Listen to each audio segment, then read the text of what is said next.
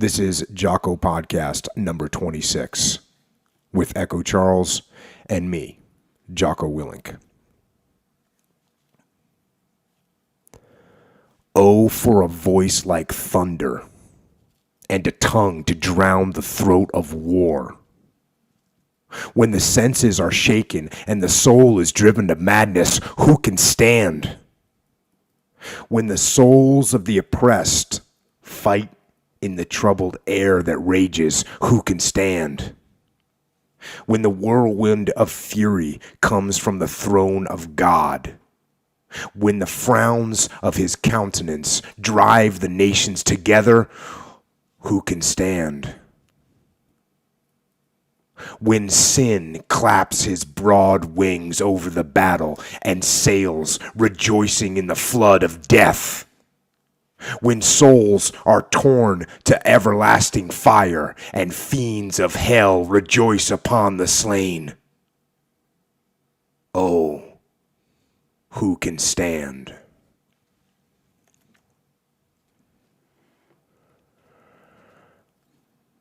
Good evening, Echo. Good evening. That right there is a little excerpt of a poem by a guy named William Blake.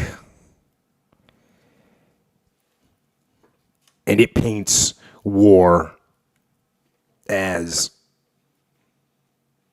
something so powerful, so evil, something superhuman.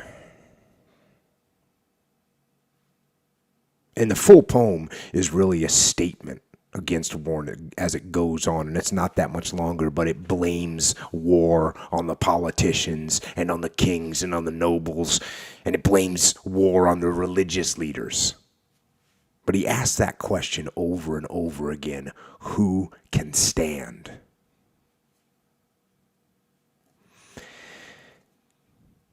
And I can actually answer that question. And I've seen who can stand. I've seen people break, but I have seen many brave men and women on the battlefield stand.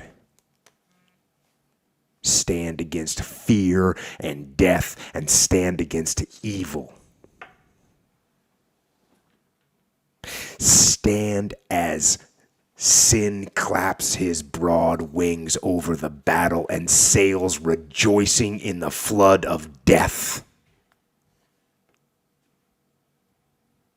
And that's William Blake. Those are his words, but he's writing that in the late 1700s and early 1800s. He had no idea how bad war would get. And I'm not saying war is worse in terms of individual horror, but in terms of scale, it can't be denied. I mean, World War I and World War II, the scale of horror, it would be incomprehensible to a man from Blake's time. He just couldn't understand it.